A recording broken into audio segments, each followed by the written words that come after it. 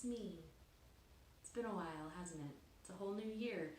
Yeah, so I definitely started this channel with the expectation that I'd have some stops and starts, working, being in grad school, planning a wedding, trying to maintain my status as a well-liked, loved, sought-after human in my friend group and community.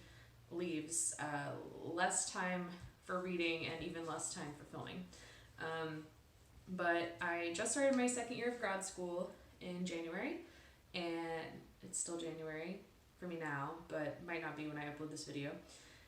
And it's gonna be hectic and chaotic, but I feel like I have a little bit better grasp on the routine now, and I'm also like my job is still, like I'm still working part-time. I still work at the same internship that I did last semester.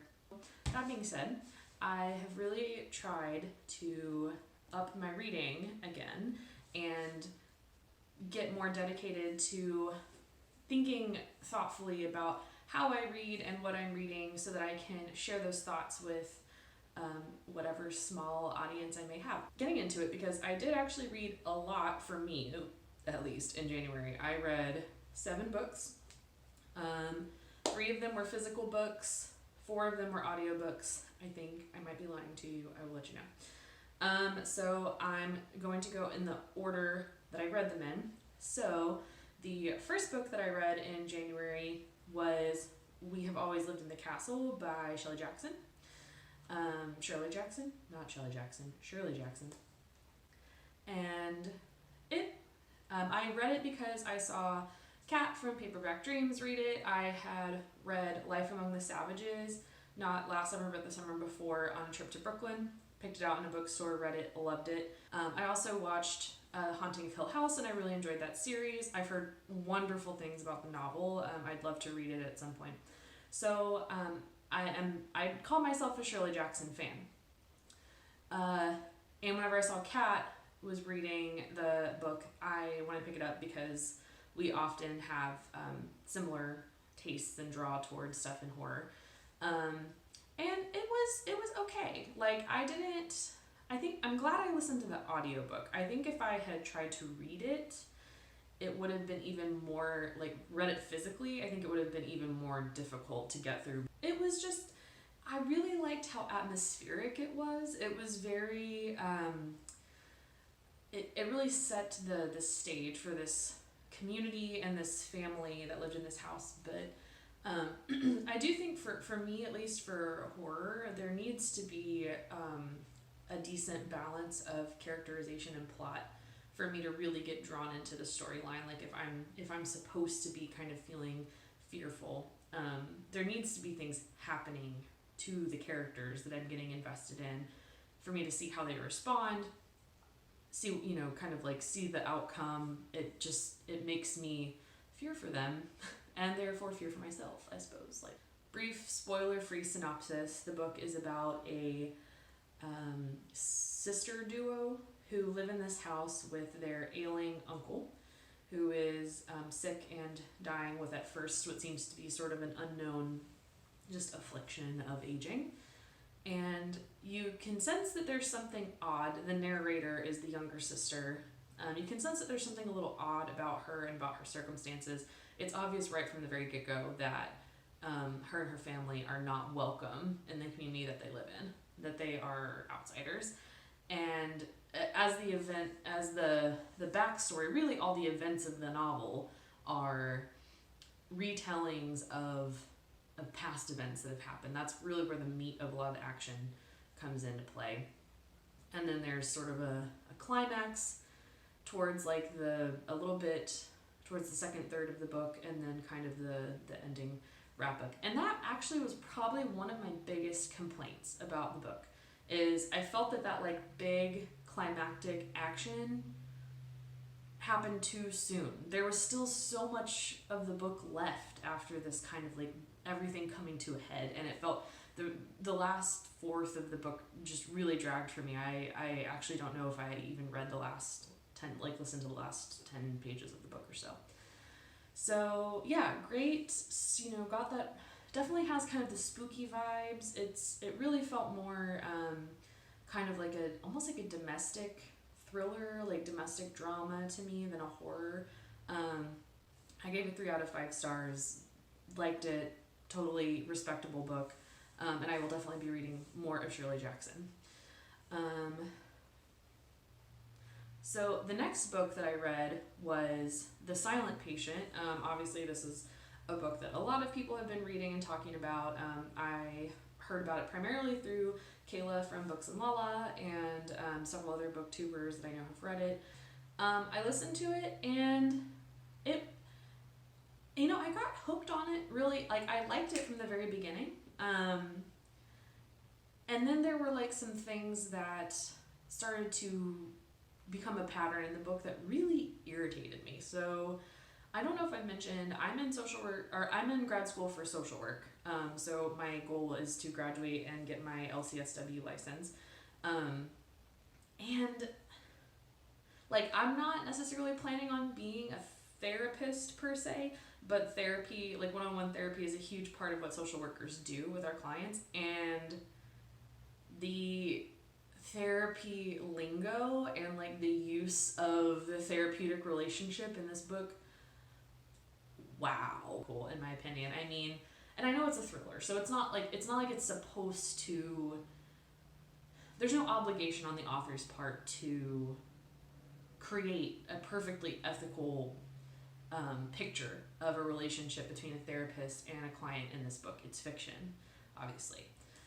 But I still just like couldn't help but be rubbed the wrong way by it. And I just feel like portraying, again, I'm going to keep this spoiler free so that you can listen to this and if you want to read the book, not be spoiled. But because of like the twist, and like events associated with the twist and like truths associated with the twist, like the therapist is terrifying in this book at the end. Like somebody who's maybe already scared of therapy, like this could just confirm their worst fears about it. And so that was kind of concerning to me, I think, just on like an ethical, someone who's becoming a mental health practitioner as a career. And then just like speaking more from the thriller and the structure point of view, I haven't read a lot of thrillers, so I don't really feel equipped to make a judgment call on whether or not this was like an objectively good thriller.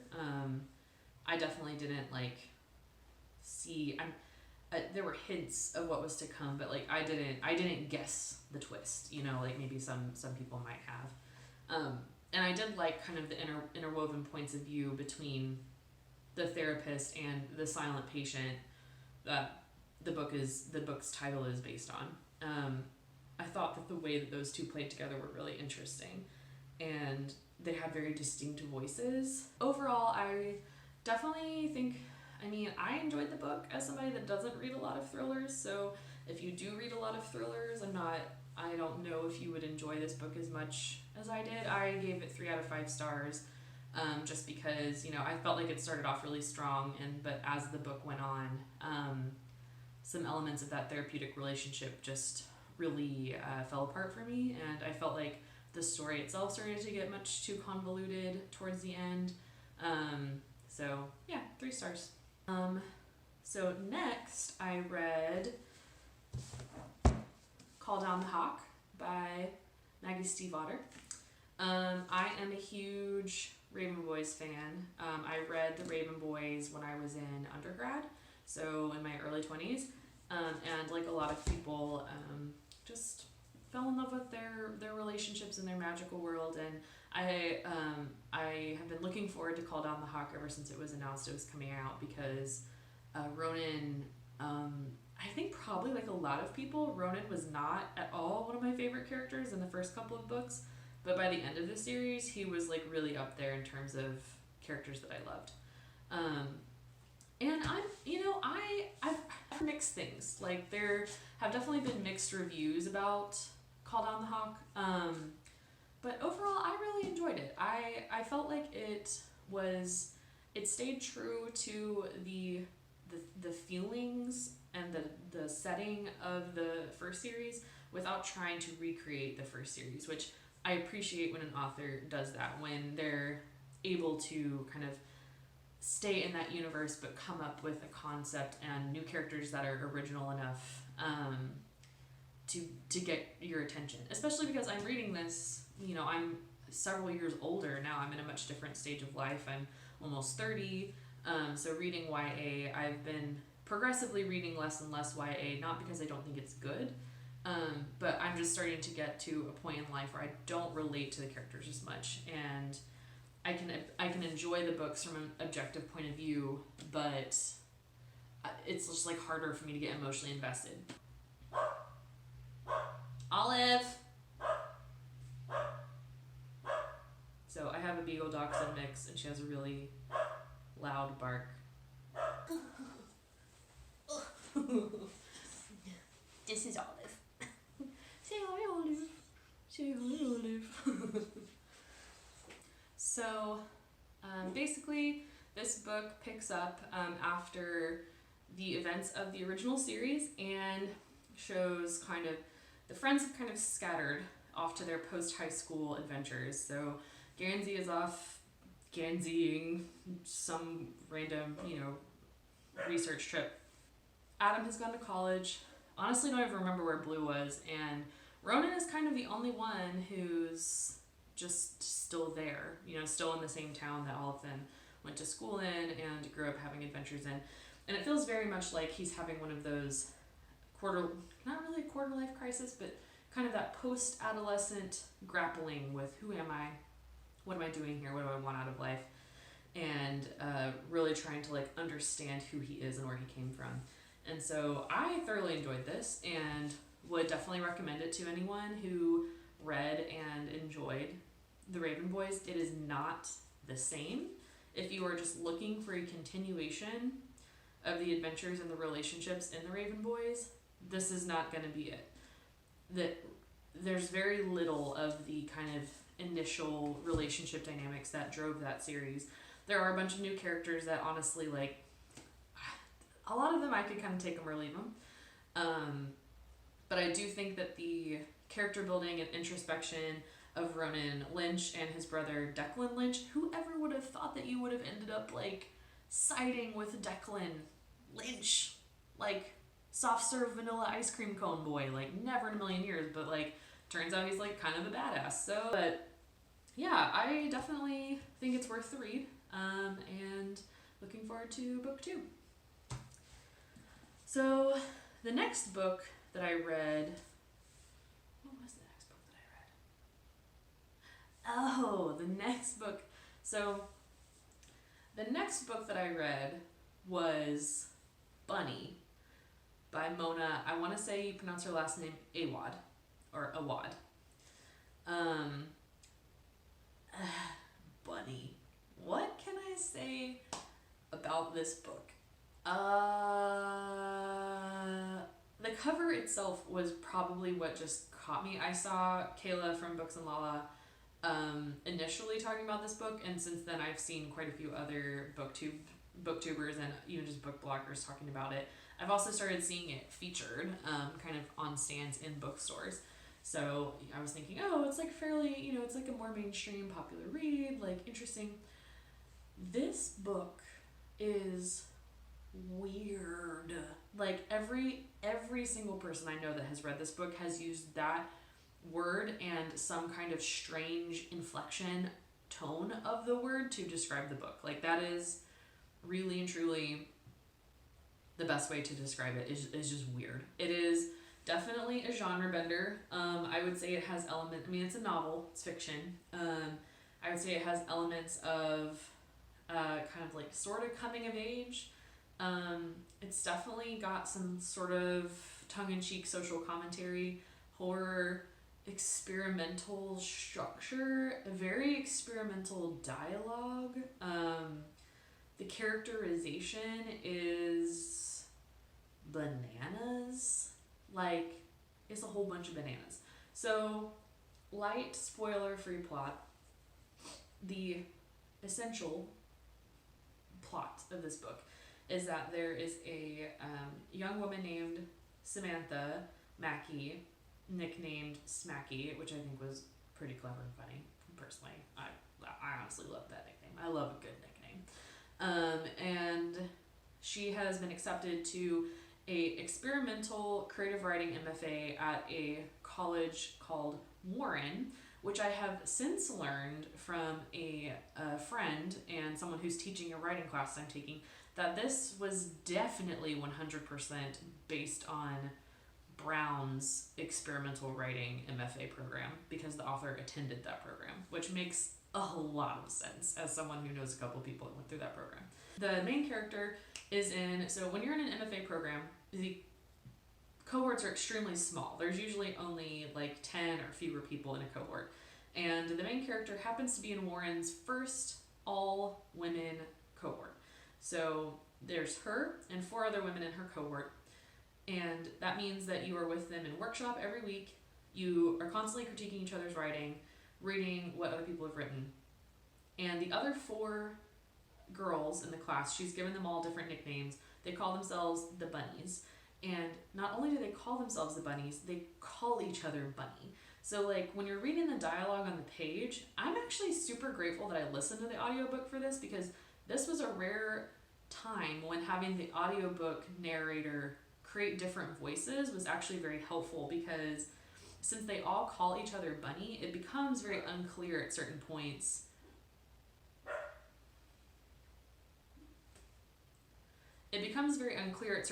who is talking to who. And so the audiobook actually really kind of saved my butt in that regard, because I could kind of track who was talking, because you get used to their voices. So, and of course, Bunny, the college is called Warren. Warren is like where rabbits live. It's like, it's very silly. Like it's like meant to be silly. You're kind of meant to read it and be like, lol? Like you're not, like at first you're not quite sure if it's like supposed to be making fun of itself, but it's definitely making fun of itself. So I think that's why I enjoyed it so much, is it felt very self-aware throughout the entire book, but then it just like threw all of this stuff that was just like so different and unique from a book that I've read before. I mean, these scenes would just spiral out of control. You start off with these, 5 girls trying to get to know each other, because Samantha has kind of distanced herself from the bunnies as, I'm this like, misunderstood poor goth girl who actually wasn't all that poor. Like she was quite wealthy at one point in her life. And these, dumb Barbie doll girls don't understand me at all. So, but she secretly wants to be part. It's very Mean Girls. Like it has a very Mean Girls quality of like the outsider like looking down on the popular girls, but then when the popular girls are like, oh hey outsider, you want to like be our friend, she's like, actually yes. So it has very much that vibe to it.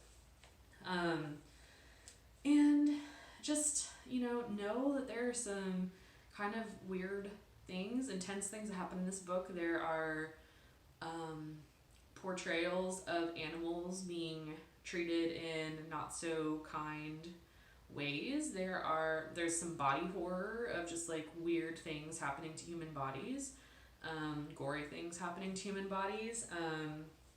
There are mentions of self-harm. There are mentions of suicidality. There is a kind of weird power dynamic between a student and a teacher. So it has some kind of heavy themes in it. So if you're not like up for that, but I will say, even though it has heavy moments, it overall to me was a very light, weird, just strange, hilarious. I laughed a lot, just like giggled to myself weirdly on the plane listening to it, probably freaking out everyone that was on my like midnight flight. Highly recommend this book. I've been recommending it to everyone I know that likes experimental fiction. I would give this 4.5 out of 5 stars.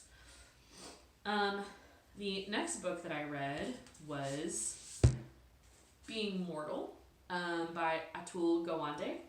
And this was really popular when it first came out and has continued to be really popular. I read it primarily because I am interested. I work with older adults, aging populations in my internship, and that's what I am planning on doing as a career.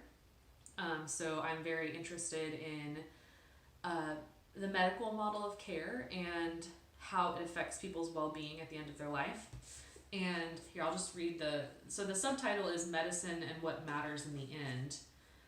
And the synopsis is modern medicine has transformed the dangers of birth, injury, and infectious disease from harrowing to manageable. But when it comes to the inescapable realities of aging and death, what medicine can do often runs counter to what it should do. Through eye-opening research and gripping stories of his own patients and family, Gowande reveals the suffering produced by medicine's neglect of the wishes people might have beyond mere survival. Okay, something weird happened with my phone filming. So, yeah, I film on my phone. I am not fancy and film on a camera. No, thank you. I'm channeling my Read with Cindy vibes and just doing the dang thing with a like $10 tripod and my phone. So yeah, definitely highly recommend Being Mortal, and I gave it 5 out of 5 stars. I will probably reread it at some point in my career.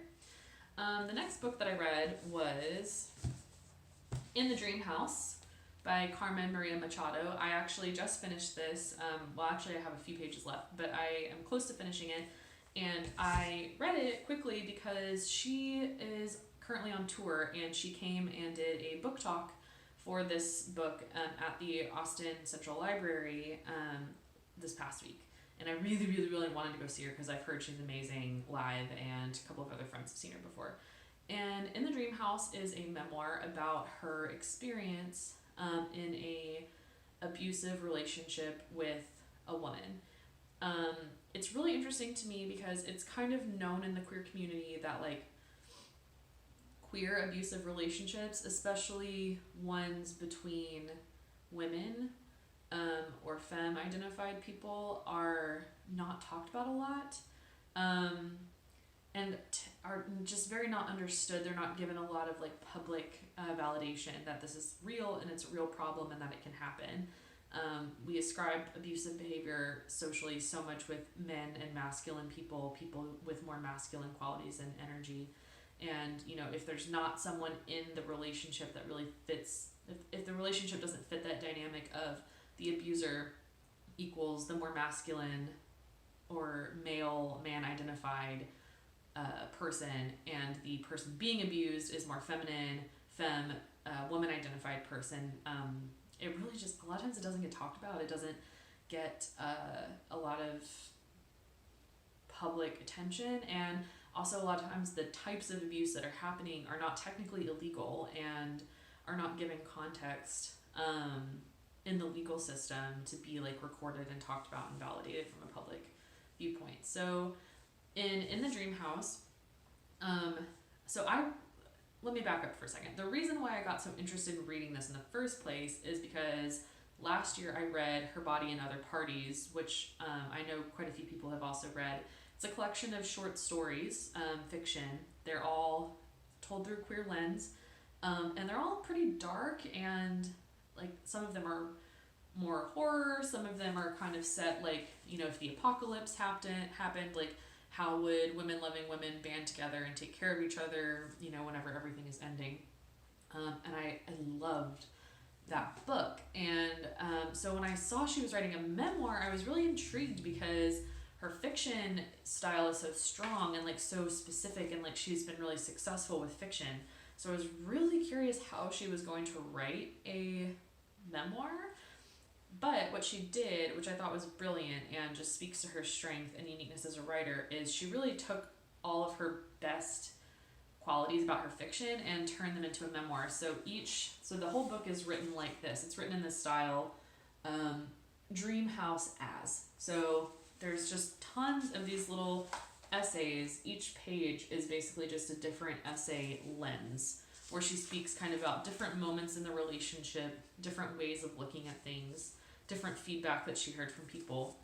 And she also incorporates a lot of research into it. So, you know, she, at one point, she talks about the 1944 film Gaslight with Ingrid Bergman, because, you know, the term gaslighting has kind of become really popular in our daily lexicon again. So she talks about kind of the origin of where that came from and how it relates to her own experience.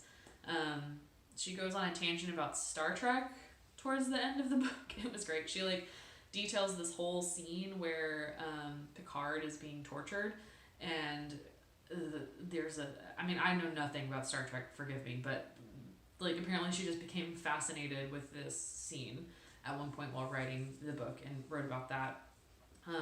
Incorporates some like other horror tropes into it, and it's just it's a beautiful book. It's beautiful, it's haunting, it's devastating as a queer woman in a healthy, loving queer relationship with another queer woman right now, but who has been in other queer relationships that were, I would not qualify any of my experiences as being in abusive relationships, but being in really complicated, highly emotionally charged, unhealthy relationships.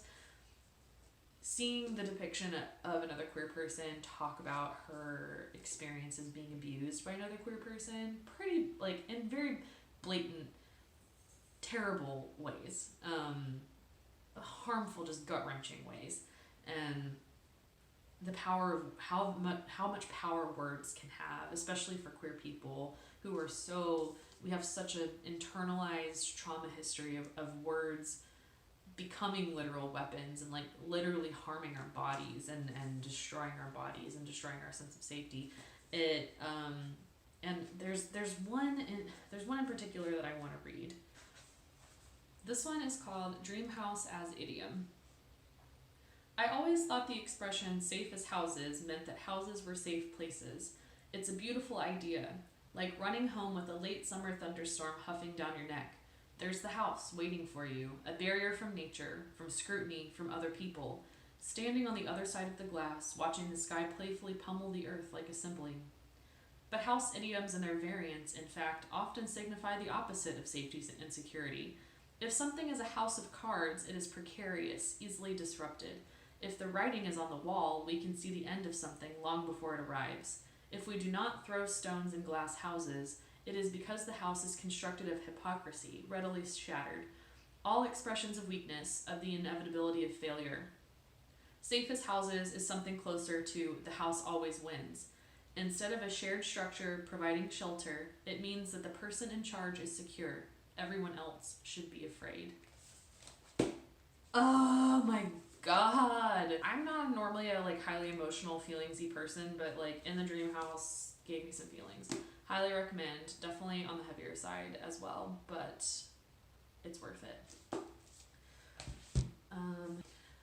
So the other audiobook that I read this month was James Baldwin's The Fire Next Time, and it's a short essay, very famous essay, and some letter structures that he wrote to his nephew, I believe. And it was brilliant. It was devastating. It was brilliant. It was great for me to read. It's definitely one of those like pillar Black African American texts that informs a lot of African American studies and social justice writing of the last 30 or 40 years. And I hadn't read it. I actually read Jessamine Ward's essay collection, The Fire This Time, where she solicited essays from lots of African American writers and had them kind of write about their experiences or reactions to reading James Baldwin's The Fire Next Time.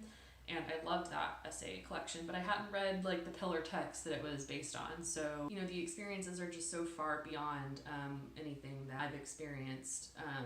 But I very much enjoyed it. I'm really glad I read it. I feel like it's given me a lot more insight and understanding into kind of the political movement and writing of the time. And I'm excited to see if it comes up in any of my class reading or assignments, because often those kinds of texts do. Well, that is everything that I read in January. So next, I'm going to be talking a little bit more about what I'm planning on reading in February. This is my tentative TBR for February. Coming back at you at a slightly different angle with a slightly different outfit because I had to go do the work that I'm actually paid to do. Also, I painted my nails. So, weekend glitter sparkle time. Anyway, so those were the 7 books that I read in January. And I'm going to try to do a thing on monthly wrap-up videos called my tentative TBR, because I am definitely a mood reader. It's really hard for me to plan books out ahead of time and then actually stick to it. But since February is Valentine's Day month, and I am a sappy little shit like that sometimes, and I love Valentine's Day, and I love pink and red and hearts and all of that jazz. I thought I would pick a few books to try to aim to read in February that deal with love or sex or pleasure or sexuality, desire, that kind of thing. So, the first one that I'm going to read is The Persistent Desire by Joan Nestle. I've actually started reading this. I'm about probably a fourth of the way through. I started reading it and then I got really busy with grad school stuff and never picked it back up. I was really enjoying it though. It's a collection of writings, mostly nonfiction, personal essay type things from femme and butch women in the 1950s and 1960s era, or in more modern era, kind of looking back at their younger days and what it was like to grow up in an extremely homophobic culture where homosexuality was criminalized, and also when the femme butch dynamic was the most prolific and kind of socially visible dynamic for women loving women. It's a wild ride. Like, some of them are really fun and like lighthearted. Some of them are torturous and difficult to read as a queer person in 2020. And just thinking about what life would have been like for me and my friends, 30, 40, 50 years ago, even not that long ago. The next book that I'm planning on reading is Heart Talk, Poetic Wisdom for a Better Life by Cleo Wade. This is one that my partner got for me for Christmas because she's adorable, and we were watching an episode of a show on Netflix together. It was that really cheesy, but I honestly loved it. That Reese Witherspoon Netflix show. I don't remember what it was called, but she goes and interviews women from a bunch of different industries who were doing really cool things, and we both really enjoyed the episode where she interviewed Cleo Wade and her business partner. And so this is like it's poetry, it's a little bit of essays, it's kind of just like introspection, it's kind of like this. I anticipate it being a really fast read, and I think it would be perfect for Valentine's Day. I might even try to read some of it with my partner, because we like to read poetry out loud to each other because we're disgusting. Next, I am hoping to read Pleasure Activism by Adrienne Marie Brown. I read her Emergent Strategy book and adored it, and think it is an essential book for anybody who is involved in community organizing, especially white people who are doing community organizing, because I feel like we lack that intersectional perspective a lot of the time, and I felt like she did an amazing job of writing about it in a really engaging and clear way. And I've heard really good things about pleasure activism, and so I'm excited to read it. I've had it for a while. I ordered it, honestly, like probably a year ago after I finished Emergent Strategy. I have heard from a lot of people that it focuses a lot on sexual desire, and obviously, like the book cover has different kinds of animals doing the dirty, so which I think is kind of funny, but it's a cute cover. But yeah, so if you're squeamish about sex, or you just would you don't want to read a book that's like so fixated on sexual pleasure and desire and like how to bring that framework into our everyday lives, this might not be the book for you. But if you don't think you would like this but are intrigued by her writing, I would highly recommend Emergent Strategy as a place to start with Adrienne Marie Brown. And then the fourth book, again, like I said, while I'm in grad school, I'm lucky if I read 3 books in a month. I actually only challenge myself to read 2 books a month because I don't want reading to feel like punishment. Like, while I'm busy, I don't want to feel like if I didn't read 5 books a month, I'm failing somehow. So I've set a really attainable goal for myself of 2 books a month. Because even if I don't read 2 physical books, like, I'm definitely going to read at least 2 audiobooks a month, even while I'm in school. So 4 physical books is actually a lot for me. So we'll see if I get through these. But I'm kind of thinking I will because, like I said, Heart Talk is mostly like poems and little short snippets, and I will fly through this. And then my fourth book is Are You My Mother by Alison Bechdel. People might know Alison Bechdel more from Fun Home. Fun Home was a graphic novel that she wrote about growing up with her father, who was very his sexuality was very ambiguous. He sort of ambiguously came out to her when he was older and then died by suicide. And so that Fun Home talks about her experiences growing up with her family, that her father ran a funeral home, and they called it the Fun Home, which I love. I think that's great. And I saw a play based on Fun Home last year and really enjoyed it. And so I'm really looking forward to reading Are You My Mother, because I've heard really good things about this, whereas Fun Home focuses more on her relationship with her father. Are You My Mother focuses more on her relationship with her mother, who was a very complicated person for Bechdel. Her mother was an actor. She was like a highly dramatic person, and Bechdel always felt like her mom resented the family for holding her back from pursuing her creative career, which, wow, that would be a lot of feelings. Yeah, so I'm really excited to read this, and this is kind of my stack. I also love it because I feel like the aesthetic is really nice for Valentine's Day. Like, it has that nice like red, pink, white kind of theme going through it. Lots of hearts, subjects around love. Alright, well, anyway, thank you for watching this very long, rambly video about my wrap-up and tentative TBR for February. And I will be posting, at the very least, a February wrap-up, so I'm going to try to hold myself accountable to posting at least once a month. The hope is that it will be more frequent than that, but again, we'll see. So, alright. Hope y'all have a great February. Enjoy Valentine's Day if that's your thing. And see you again in a month, hopefully.